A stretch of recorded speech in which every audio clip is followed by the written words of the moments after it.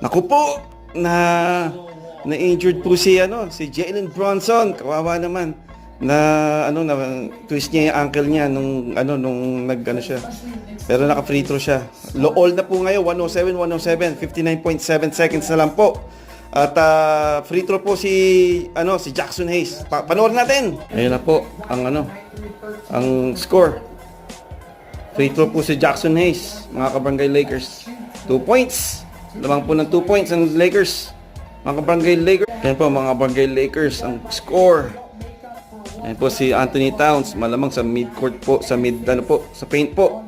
Na-twist po yung ankle ni wala po siya. Kaya na po to. Laban po ng laban.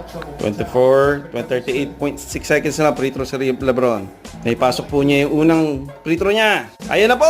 Last po to! 9 seconds na lang! 109, 113.